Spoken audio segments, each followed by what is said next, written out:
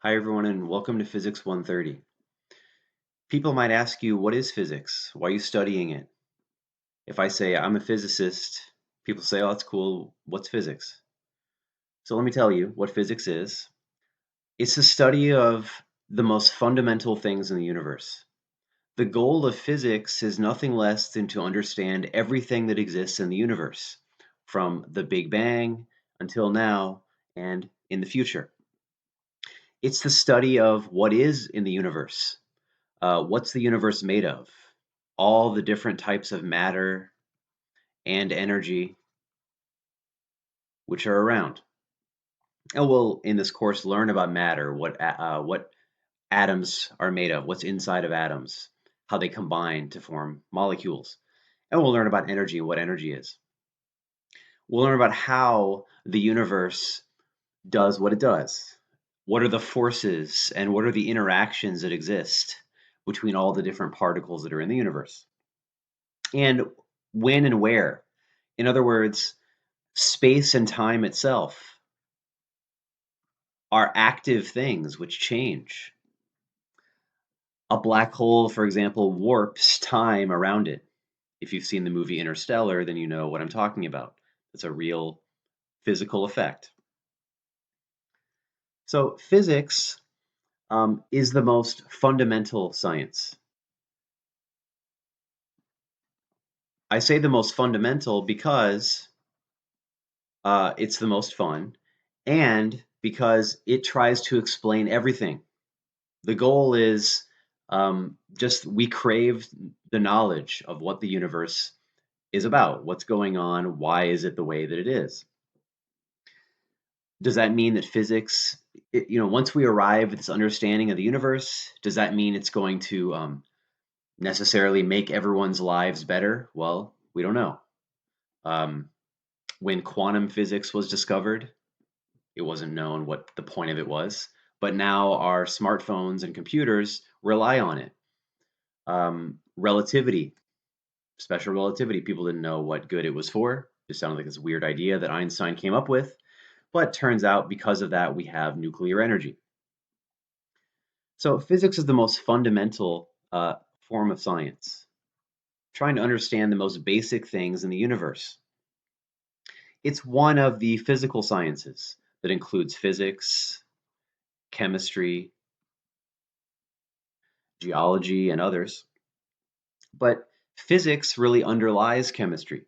In fact, chemistry is applied quantum physics. Life sciences, for example, biology. Biology rests upon the ideas of physics too. Cats can't do anything that their atoms don't allow. Although cats seem like they can defy the laws of physics, well, we know they really can't. Social sciences, sociology, studying human society. People can't do anything that their atoms don't let them do either. So physics, we say, is the most fundamental of all the sciences. I do follow the textbook closely. You must read the book in advance so that you have a advanced knowledge of what I'm going to be talking about, which will help you grasp the ideas.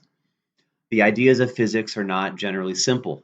That's why it took people thousands of years to figure them all out, and we're still working on really difficult problems. So, important to read in advance. We follow Hewitt's book, 12th edition of Conceptual Physics. So, in this chapter, chapter one, which is about science, what science is, what physics is basically about, we'll talk about what is science, some examples of scientific measurements, and the language of science. How do we actually describe what science does and what it can do? And then we'll talk about the scientific method, how we carry out science, what science really is. So first, some background on science. Science goes back to prehistoric times, and I'll mention some ancient science in a little bit. But science in the more modern form, it starts with ancient Greeks, and people like Aristotle. Aristotle developed ideas about how the universe works, certain laws about how the universe should behave. A lot of these things weren't even tested, they just sounded good. They were basically philosophy. Like he had a firm belief in the way the universe behaved, and people kind of went with it for a long time. 1500s, uh, cracks start to appear in some of Aristotle's ideas. For example, Aristotle believed in the geocentric view of the world. Geo means earth, so it means the earth-centered view. That the earth is at the center of our universe. What I mean is like this. Here's the earth, and then we see Luna, that's the moon, moves in some sphere that surrounds the earth. And then the different planets and the sun are in spheres. They move on these spheres that surround this Earth's surface. That's the geocentric view. 1500s, through observations of um, planets, motions of the planets, Copernicus proposed a radical new idea. Notice it's almost a couple thousand years later. He proposed the idea that it's heliocentric, that it is not Earth at the center of things, a humbling idea that our human world is not really the center of the universe. In fact, he put the sun at the center, helios meaning sun. So it's a sun-centered view. 1600s, Galileo comes along, demolishes a lot of Aristotle's ideas, did actual experiments on how things really move, and used the language of mathematics to describe the results of his experiments. So it wasn't just ideas, things that sounded um, mystical or whatever Aristotle was believing, but actually based on testing the world. Newton comes along. Newton synthesized everything into his laws of motion and his law of gravity. Everything that was known about how the planets move was combined into his laws of gravity and his laws of motion. Newton, um, one of the greatest minds ever. Um, in the 1800s, well, 1800s, we've got Darwin. In the 1800s, the laws of electricity and magnetism, E and M for short, were discovered, as well as the laws of heat, which we call thermodynamics. This allowed engines to be developed, jump-starting the Industrial Revolution.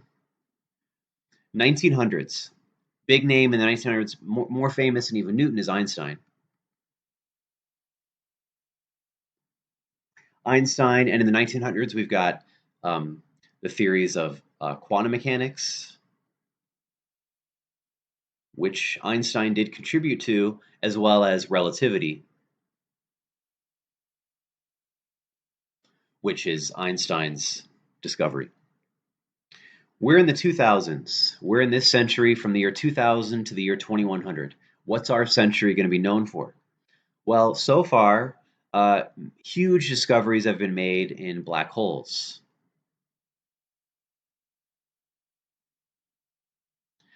And the field of astronomy has just exploded. We can now see black holes, you know, through telescopes. We can see them directly. There's a picture of the black hole. I hope you've seen it before. But there it is. And not only can we see the black hole, but by these observations, we can confirm Einstein's predictions about how gravity works and how black holes work. So our century is a century of observing black holes, discovering planets outside of our solar system, um, we might put the discovery of the Higgs particle up there.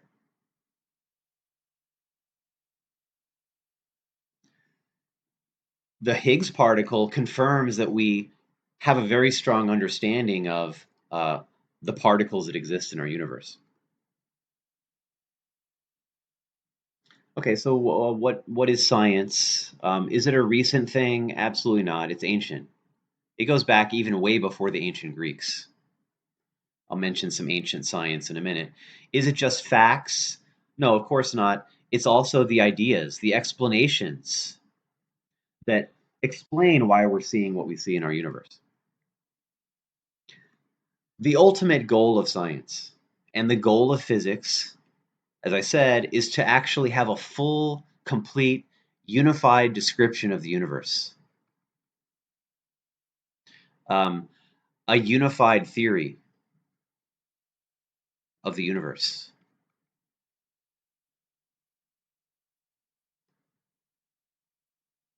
So that we can understand everything from the Big Bang on, understand all the laws that describe how the universe evolves, why it is the way it is, why everything exists in the way that it does. So that's an incredibly lofty goal. Um, is it possible we'll ever do it? Well, there are reasons to believe that we're close. And, basically the argument is it's gotten us this far. So we must be on the right track. We would propose that we're on the right track, and it is possible, we believe, to discover the laws that govern the universe. Now, the basic rule of science is that you must do experiments. You have to test your ideas, and that's the only way to know whether it's true or not. Aristotle had ideas about the way the universe works, but he didn't really test them. For example, Aristotle thought that heavier things fall faster to the earth. It makes a lot of sense. A giant rock is pulled towards the earth more than a small rock is. It hits the ground harder. It seems reasonable that heavier things do fall faster. However, as the story goes, Galileo goes up onto the Leaning Tower of Pisa, drops different weights, and finds that the light ones hit the ground at the same time as the heavy ones. Now, we'll try it ourselves in a minute. But, that took almost a couple thousand years before anyone really questioned what Aristotle said. It just took a simple experiment, a simple test to disprove it. So science has been going on for thousands of years, way before Aristotle was around. Uh, in Great Britain, there's Stonehenge. Stonehenge is a kind of circle of stones that are arranged, and apparently a way to observe the motion of the planets, the sun rises, the moon rises at different times of the year. In other words, it's an ancient um, astronomical observatory. That's thousands of years old. In the Americas, there are similar observatories that were used by ancient people to observe the rising of the sun at different times of years. They had to keep track of the seasons because their livelihood relied on it. They had to know when it was time to hunt, when it was time to plant crops, and so on.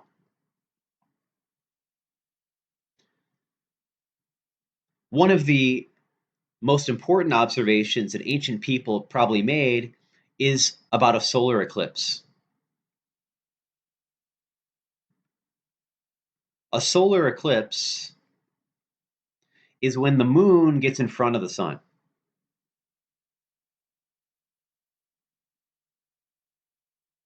Now, we know that's what it is now.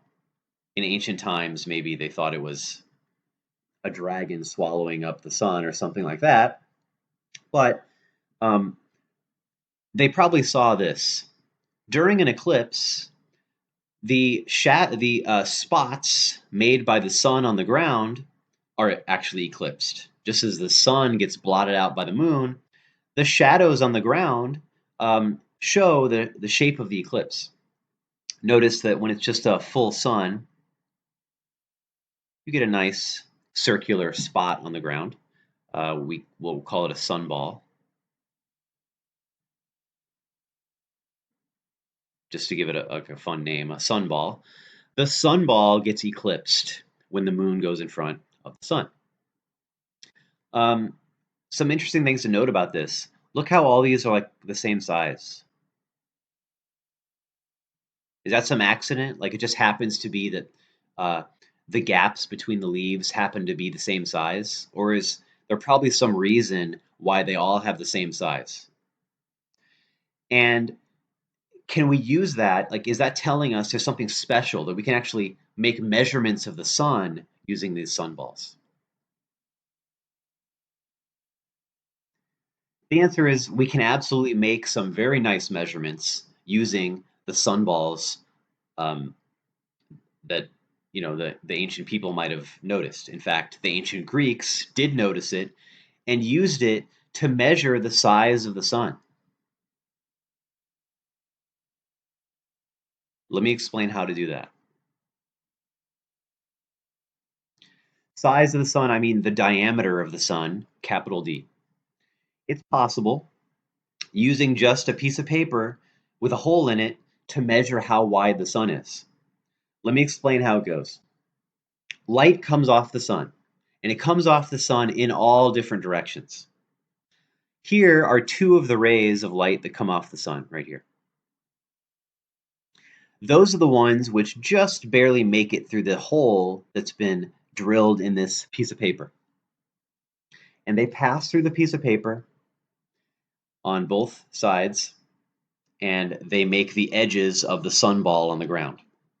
The sunball diameter is little d. Is the diameter of the sunball the diameter of the sun? No, that's silly. Let's look at it a little more closely here.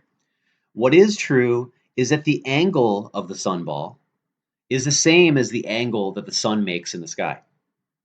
That's because of these rays coming in. They come in with a certain angle and they come out with the same angle. Now, it's a fact of geometry that if you have these equal angles like that, then the ratios of the sides, in other words, there's a triangle here, you divide one side by the other, you divide d divided by h, that's the sunball size, divided by how far the sunball is from the hole. That ratio is equal to the ratio on the other side. That is the actual diameter of the sun divided by the distance to the sun, which is 150 million kilometers.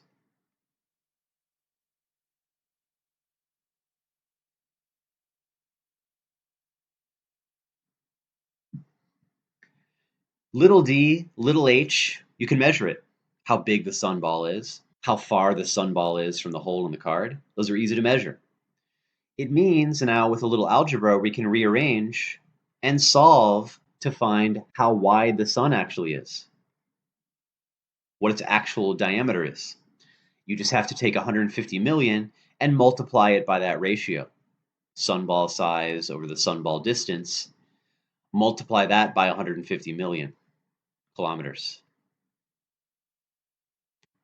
And that's a way to measure how wide the sun is. Ancient Greeks, in fact, knew this. They knew that they could use geometry in this way to figure out the size of the sun. So that's some ancient science. It goes from just observing the sunballs on the ground into someone having the idea that you can actually use this to measure how big the sun really is. Notice that all those sunballs were pretty much the same size, even though the gaps between the leaves are different sizes. That doesn't really matter. It's not the size of the hole that really makes any difference. The size of the hole just changes how bright the sunball is. You'll notice that in the picture here. Some of them are kind of dim. Like there's some faint ones over here. Very small holes just make faint sunballs. Bigger holes make bright ones.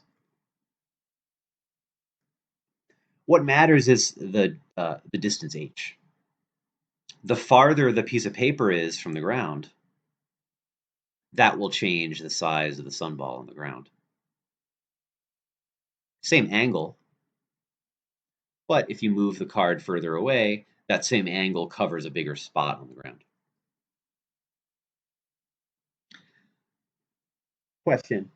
The size of the images of the sun on the sidewalk, they depend on what? When you encounter these questions, you should pause. I'll wait. You pause the video and answer the question before I move on. Well, the size of those sunballs, as I mentioned, has nothing to do with the size of the openings between the leaves. That just changes how bright the spots are. It also doesn't matter what shape they are.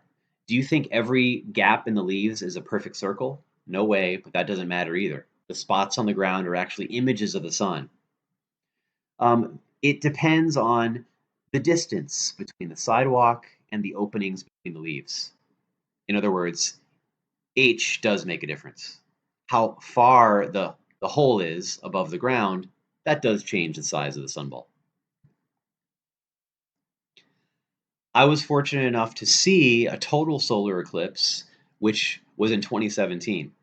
This is, an expert photograph of it, but that's roughly what it actually looks like to the human eye.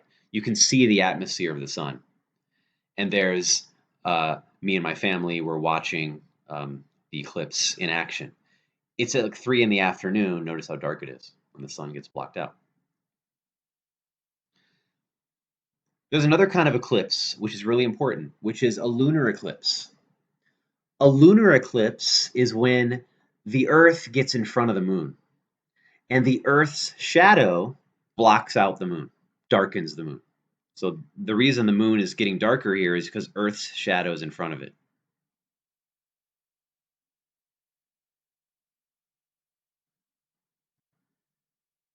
Let me show you what I mean. Here. Here's the Earth. The sun is out over here on the left side. And the Earth casts a shadow behind it. If the moon passes into that shadow, then the moon gets darkened. We call that a lunar eclipse. Ancient Greeks observed lunar eclipses. They knew they were really important because it indicated to them that the Earth is round. You see, if the Earth were flat, then it could cast a shadow on the moon, which would look like a line. If the Earth was like flat like a plate, the shadow of a plate could look like that. But they knew the lunar eclipses never looked like that. They always looked like round. They always looked round. They knew the Earth's shadow always looked round, means the Earth is round. Ancient Greeks knew the Earth was round because of lunar eclipses. Also, they knew that when ships sailed out over the sea, the mast of the ship dropped over the horizon. It means that the ship is actually going down over the curve of the Earth. We see that in this picture, not with the ship, but with the skyscrapers. Why are the Toronto skyscrapers coming out of the Lake Ontario? Well, they're not. They're just down below following the curve of the Earth. The ancient Greeks, in particular Eratosthenes,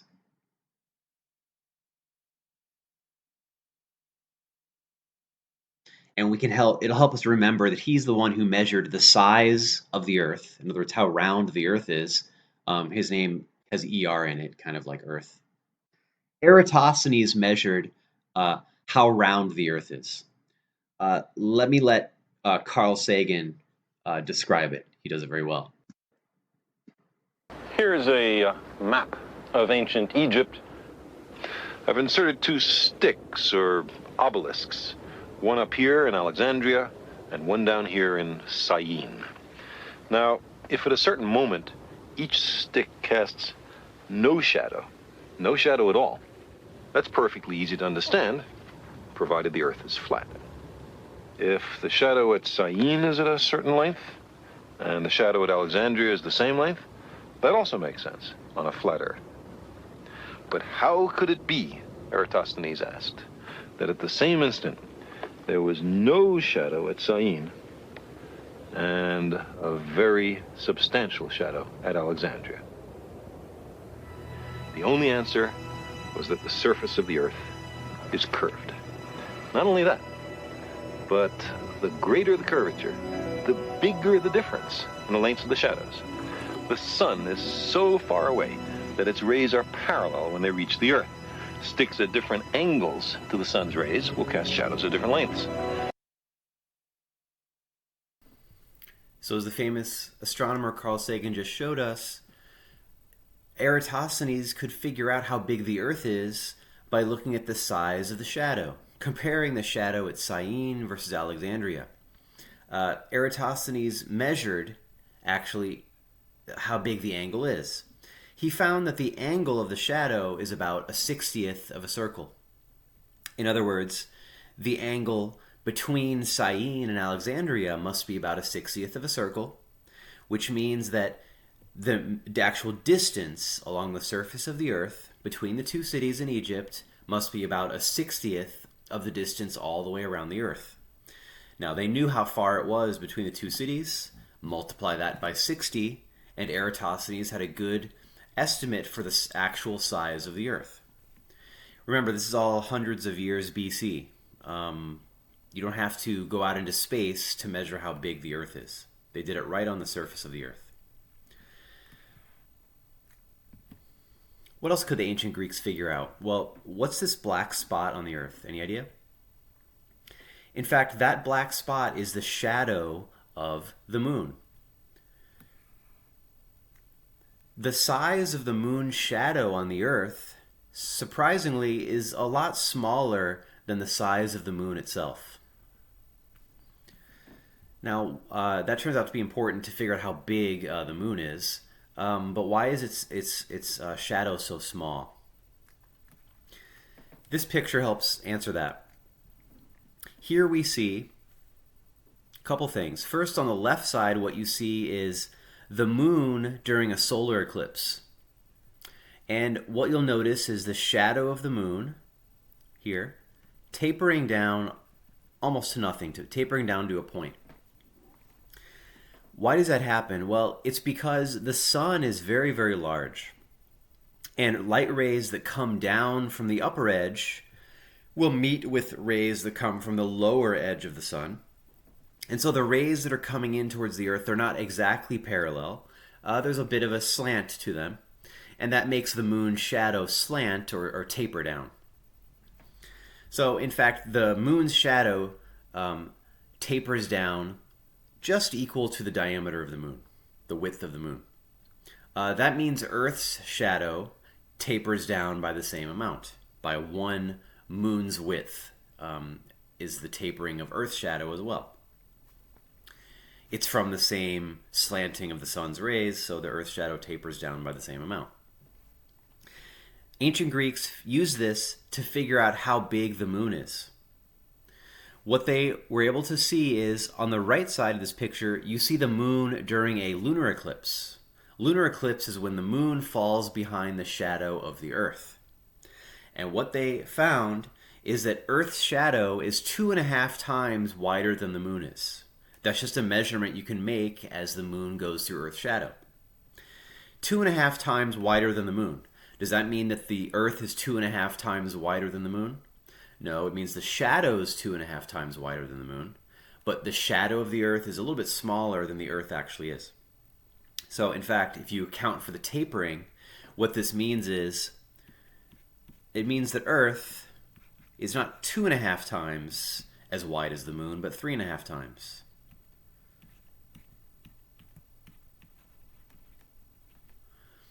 Now that Eratosthenes figured out how big the Earth is for us, we can divide that by 3.5 and know how big the moon is. Amazing. We don't have to go out into space to figure out how big these things are. Clever measurements right here from Earth let the ancient Greeks figure it out. The person who figured out the distance and the size of the moon was another ancient Greek scientist, or early scientist, Aristarchus. He also figured out the size of the sun. So he figured out how big the moon is, and then in a similar type of way that we figured out using the sun balls, um, the size and the distance of the sun, he figured out the size and the distance of the moon. He found, kind of an amazing thing that the moon is quite far away from the Earth. If you look out in the night sky, maybe you think the moon isn't really that far away from the Earth, but in fact, the moon's distance, like 30 Earths would fit between the Earth and the moon.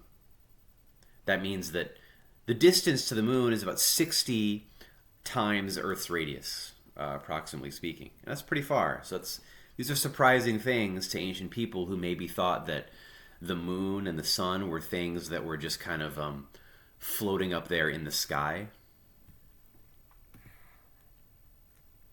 Aristarchus figured out the distance and the size of the moon, also the distance and the size of the sun.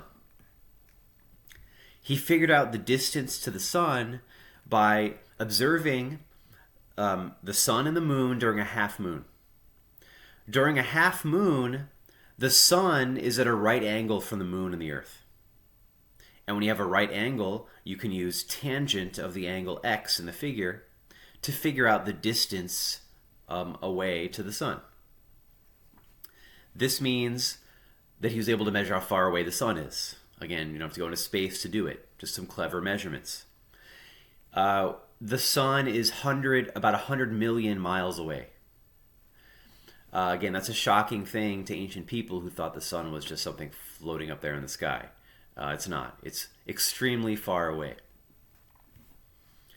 So far that in this scale drawing at the bottom here, you can't even see the Earth. You can see the orbit of the moon, but to put it all in scale, the dot of the Earth is just too small to see in the picture.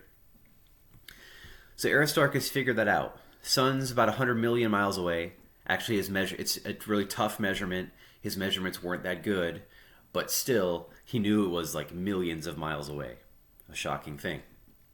Sun's actually about 100 million miles away, and it's about 1 million miles across. The sun is. Clearly, we can make these observations about the world, but to actually turn those observations, like what I mean is like you can observe the sun balls on the ground, and that's a cool thing. But it's really we crave more than that. We want to have specific knowledge of the world. You need to turn these observations into something concrete that you can really learn something about the universe from. To do that, we have to use the language of science, which is mathematics. Sunball observations, that's cool, but if you know geometry, you can turn the sunball measurements into a measurement of the width of the sun. Actually, how in numbers, how big it is, like 1 million miles across. So equations, they help guide our thinking. They're guides to thinking about the universe. For example, we might believe that if something's moving at a very high speed, that it would have a large amount of force that acts on it. That turns out to be not true. So we might think there's some equation that relates force and speed to each other. It's not right, surprisingly. In fact, the thing which is related to force is not speed, but acceleration. It's only when something is changing its speed that it has a large force that acts upon it. We'll discuss that a lot more in the coming chapters, but that's what I mean by saying that equations are like guides to thinking. The equation that exists relates force and acceleration. That helps us realize what the actual relationships are between things in the world. With that said, if you have math anxiety, you should know that the library has tutoring available. There's online tutoring as well.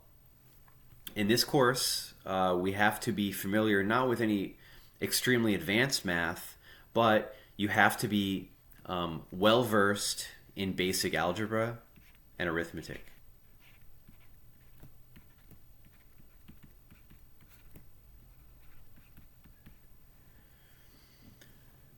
being comfortable with those things will help you greatly in the course.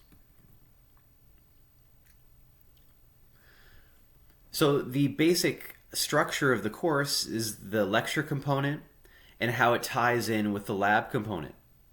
In the lecture and in your reading from the text, you learn about the ideas. But science is actually a process. There's the ideas which have to be tested to confirm that they actually, are true. So there's the ideas. The ideas lead to predictions about how the world should work. And if the ideas are true, those predictions should hold up under observation. And that's what the lab part of it is about. And so it's a whole cycle.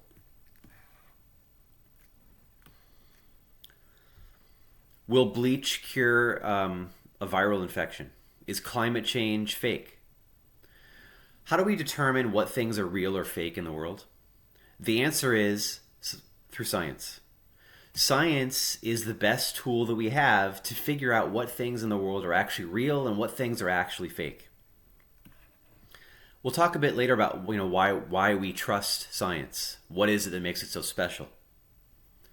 But the folks we should trust are the experts, the scientific experts, like NOAA, NASA, scientific journals.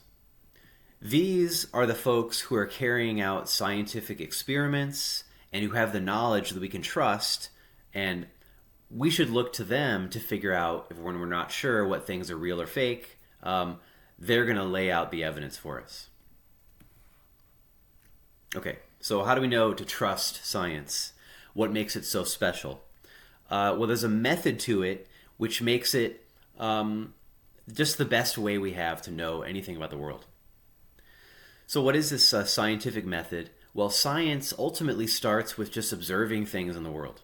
It starts with observation. Ancient people for thousands of years were doing that. Observing amazing things about the world, like the way the planets move through the sky. Why are they doing that? Why do things fall down to the ground? Why is there this weird kind of magnetism between objects that makes one thing fall and fall to the Earth's surface? That's an incredible thing. That's an observation about the world. So it starts with observing the world. The next step is to try to explain why we see these things happening. A hypothesis. Now, this is the step that makes modern science different from what philosophers were doing, which is now that we have a nice hypothesis, some kind of explanation, we have to actually test it to see whether it's going to be true or not. That means you got to make a prediction.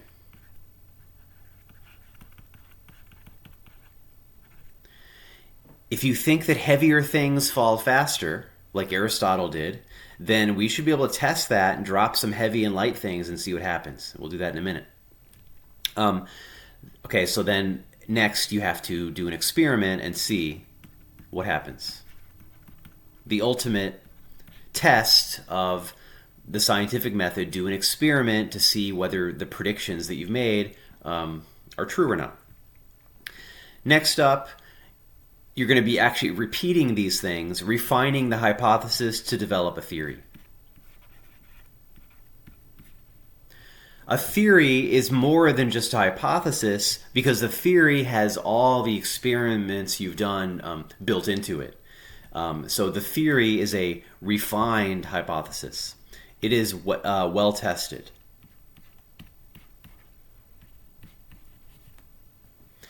It's a hypothesis which has been refined and perfected to account for the different experiments that have been done to test it.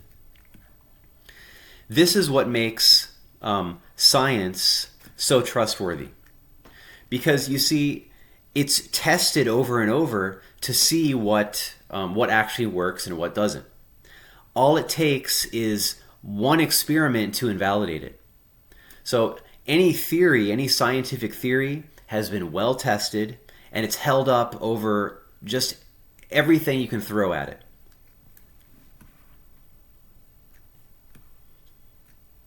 Okay, so let's have an example of how science works.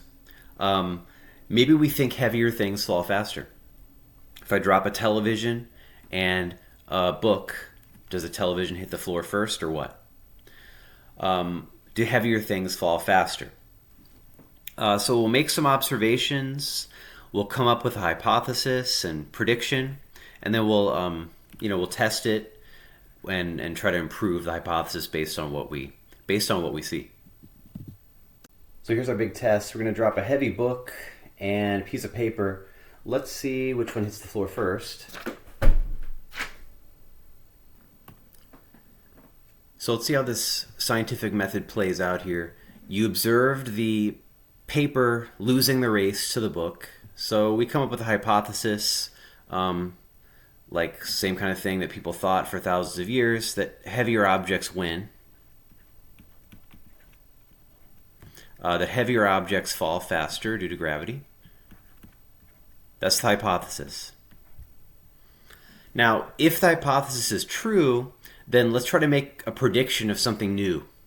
See if the hypothesis really works, because we'll test it out. My prediction is, if I put the paper on top of the book, it really shouldn't make any difference. Putting the sheet of paper on top of the book should just fall out faster from underneath it, leaving the paper fluttering behind. So the prediction is that the book will fall faster when placed beneath the paper.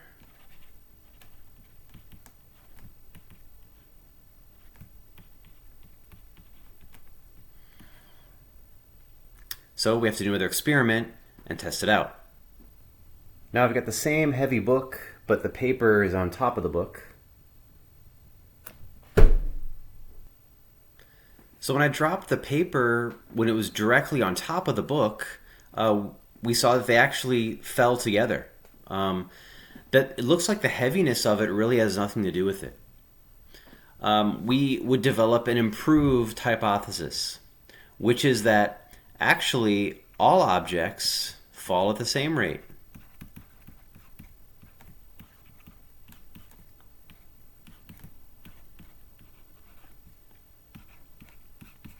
The mass really doesn't matter. What does matter, however, is that you eliminate the effect of air resistance. So all objects fall at the same rate in the absence of air resistance.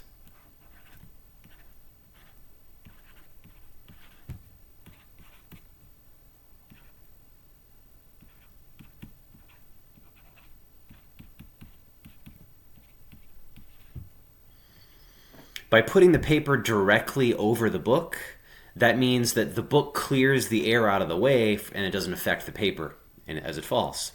And we see they fall together. So through that very simple kind of demo right there, we already demolished ideas that Aristotle introduced and that people believed for thousands of years. It just takes the simple scientific method to do it. So that illustrates the process. You observe things, come up with a hypothesis or theory, and then that theory had better predict something that you can test and observe and see whether the theory holds any water.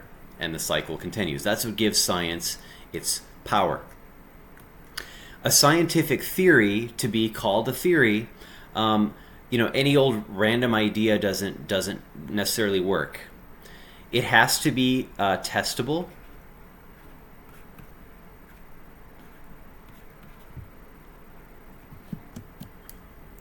It's got to be testable so that you can make predictions based on the theory. And then put those predictions to the test and see whether the theory is valid.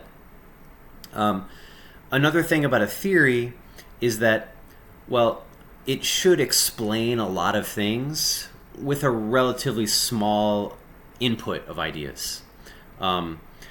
Like, for example, to explain gravity, it shouldn't be that, comets obey this law and Jupiter obeys this law and so on.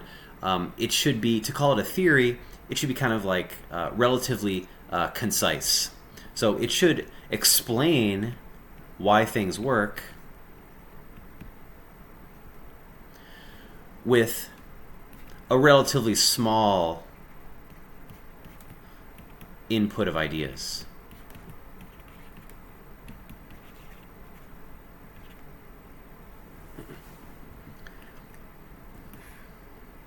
Okay, so a scientific theory, surprisingly, they can definitely be proven false.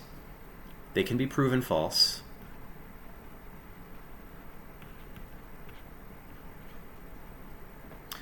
But you can never be 100%. Scientific theory can never be 100% proven to be true. That's just by the nature of science. Science says that you have these theories, but there's always some experiment which could come along and invalidate it, or at least require it to be fixed up in some way. That's not a complaint about science. That's what makes science so powerful, is that all it takes is some clever person to come along and say, you know what, let's test this and see whether it still holds true or not. That's what makes science so powerful. The theories that we have are so powerful because they've held up under all these tests. So much scrutiny on it. Smartest people in the world are working on it, trying to test it, and still these theories, they still work. A person who says, it's only a theory, likely doesn't know that a scientific theory is a guess, a number of facts, a few measurements, a vast synthesis of well-tested hypotheses and facts. Well, it is not just a guess. That's how people might use the term theory in everyday speech, but it's certainly not just a guess. It has a massive amount of data to back it up. People might say the theory of evolution, it's just a theory. But again, there's the whole fossil record and massive amounts of evidence that backs up the theory of evolution. What is a fact? What do we mean by something which is a fact? We mean that it's a piece of data measured by a competent observer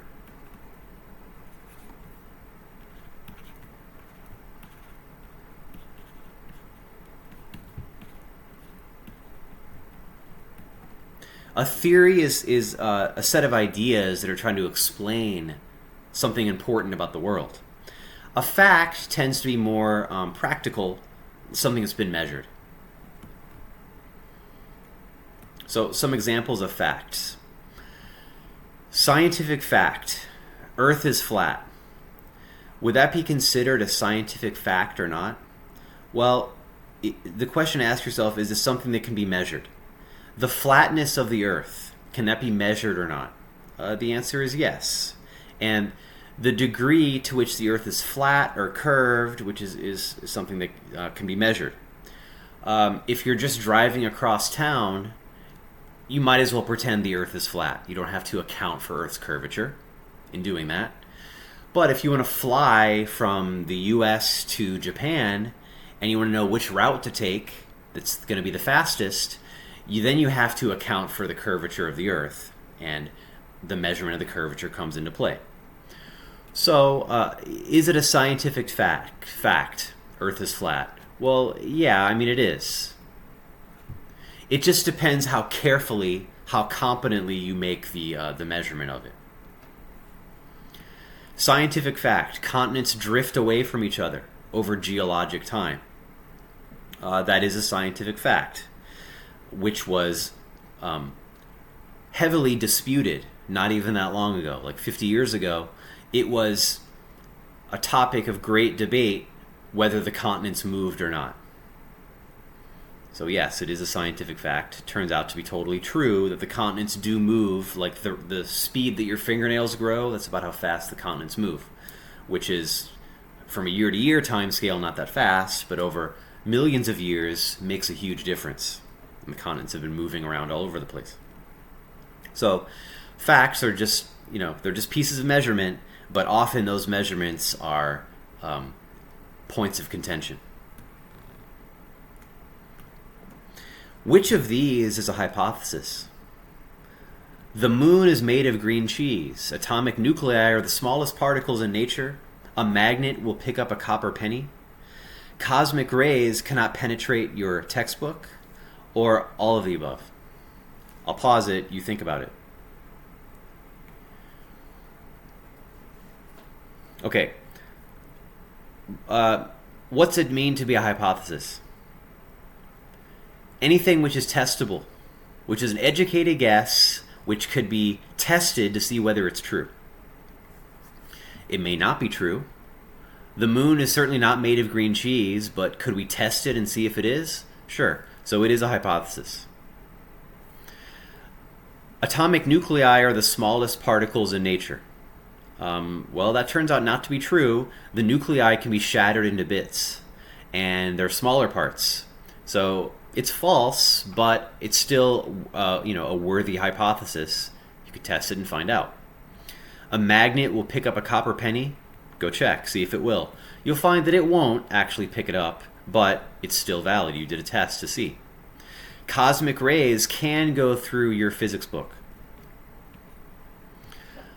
At Griffith Observatory, they have a cosmic ray cloud chamber that'll show you the cosmic rays zipping through it. They'll leave trails in vapor behind it. Here's a cloud chamber which has a piece of uranium in it that shows the radiation coming off the uranium. Cosmic rays are coming in from space. Radiation from distant supernovas and from the sun are coming into our atmosphere all the time. Can those rays penetrate our like a textbook? Yes, they can. Here's a cloud chamber. It's enclosed in glass, but you can see that there are cosmic rays zipping through it. Those are coming in from space.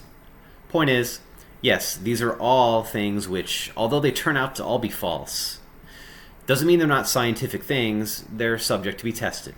So in fact, they are all scientific hypotheses.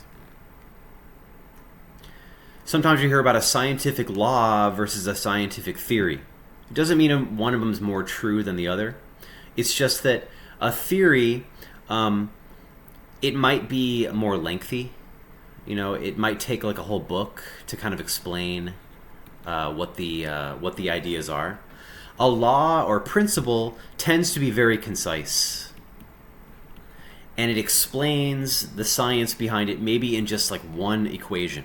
For example, Newton's law of gravity, which we'll learn about later. It's just one little equation.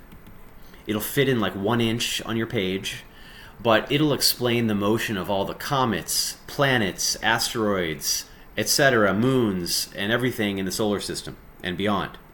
One little equation, super concise, extremely well tested, but we call it a scientific law because it's just very brief. Einstein said it this way, that nature never says yes to a theory. In the most favorable cases, it says maybe, but in the great majority of cases, simply no. That's what I mean, that you can never 100% prove that a theory is true. They're always balancing on the edge of the precipice. All it takes is one experiment to invalidate it. Einstein, you might know, was heavily criticized by like the Nazis, who said it, that it wasn't science, the stuff he was doing. His response was, look, I don't care if 100, of these Nazi scientists say that I'm wrong. All it would take is one experiment to disprove me. But of course they couldn't do that because he was right. A fact versus a law. Again, a fact is like a piece of data, a measurement.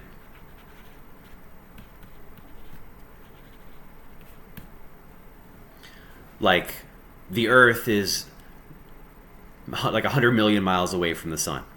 It's a measured thing. A law is a tested idea.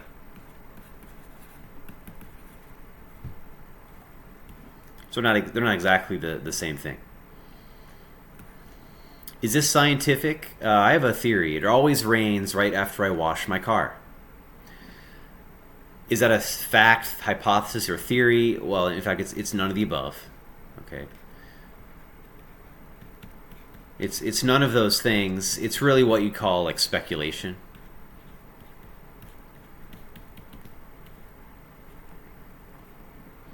Does drinking bleach, prevent you from getting a virus? Well, it's pure speculation. The slightest amount of testing or forethought would tell you the answer is no. Um, it's not an educated guess about things. You'll often hear about a scientific model. For example, in this picture, it shows us the Bohr model.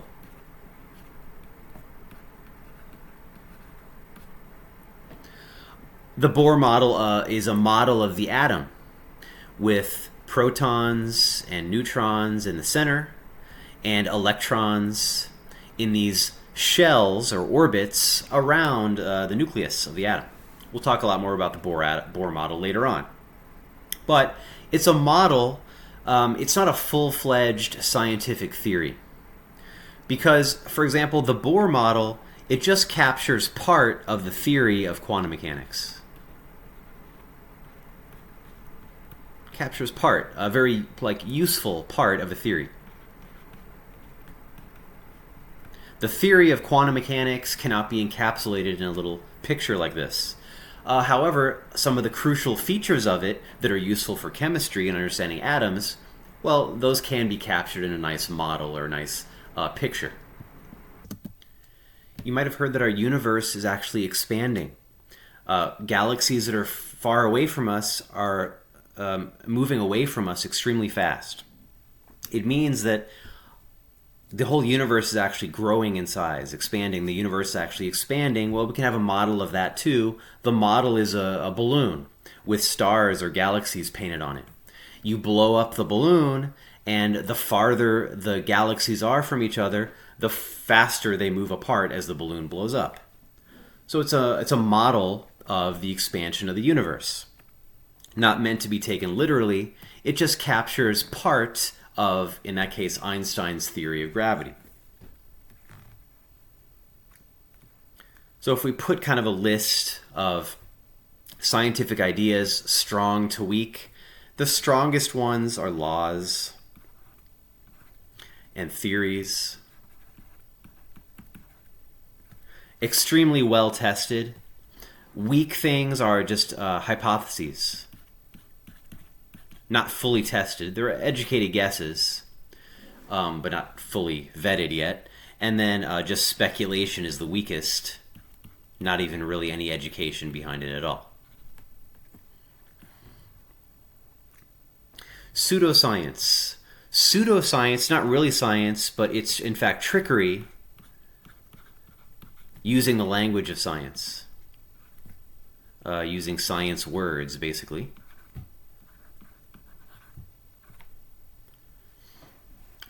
For example, I mentioned the bleach example.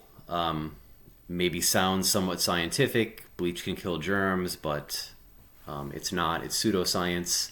Another example would be homeopathy, which is the idea that if water touches some kind of medicine or something, then water retains the memory of touching it, and even though the water it's super diluted, still you can drink it and it will heal you. It uses terms of science like vibrations and energy of the molecules and things like that, but it's not really science. It's trickery meant to, sell bogus products. Another example is astrology, which I'll talk a little bit about. What's your sign? What's your horoscope? Those are under the pseudoscience of astrology. what does it mean what does your sign actually mean? To figure out what your sun sign is, you have to know where the sun is in the sky on your birthday. Let's talk about that for a minute. Here's the Earth as it goes around the sun. Different times of the year. For example, my birthday is in December. So in December, the Earth's over here. And that means if I were to look in the sky, I'd ask, where's the sun in the sky in December? Well, the sun is this way, and so I'd follow over here and see that the sun is in the constellation of Sagittarius during my birthday, and so therefore that's my sign. That's how you figure it out. Here's a different just way to understand it. Here's the sun in the sky. If you could see the constellations during the daytime, the morning you were born, you'd figure out what constellation the sun was in. That determines your horoscope. So it's kind of scientific. I mean, it's about the stars and everything, but it's pseudoscience because it doesn't keep up with actual science, the science of astronomy. Astronomy is the actual science of the stars and planets. It doesn't keep up with that. You see, for example, somebody born January 1st, 2000 BC, that's 4,000 years ago, she would be a Capricorn because the sun was in the constellation of Capricorn. But somebody born January 1st in the year 2000, like 20 years ago, her sign would actually be Sagittarius. The constellations actually drift, and that is not accounted for in the horoscopes. They're using ancient, outdated positioning of the constellations. To understand why the constellations change, you have to know about how the Earth spins. The Earth spins on its axis. Every 24 hours it makes a rotation. You might know that the Earth is actually tilted, meaning that the direction that it spins in is at about 21 degrees from up from our solar system. Why is it tilted? Well, that's an open question. But it has a tilt to it, about 21 degrees. As the centuries go by, over many thousands of years, the direction changes slightly. So right now it's 21 degrees that way, but many thousands of years ago it was 21 degrees in a slightly different direction. So that means that the Earth faces into space a little bit differently as the centuries go by. So she was born 2000 BC. Her horoscope doesn't line up the way that the Earth actually lines up now.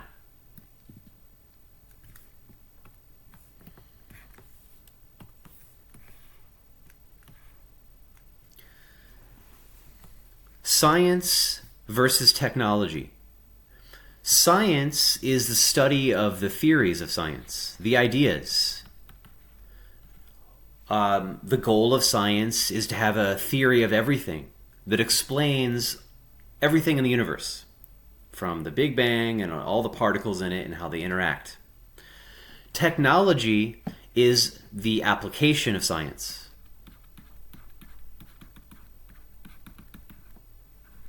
So Physics 130 is a science course. We're going to learn about the theories and how to test those theories. You can also take like engineering technology classes, which teach you how to, they teach you the tools of building technology, how things work. Of course, a cell phone relies on the theories of science to work. Your cell phone only works because of the laws of electromagnetism and so on. So science and technology, they're not the same thing.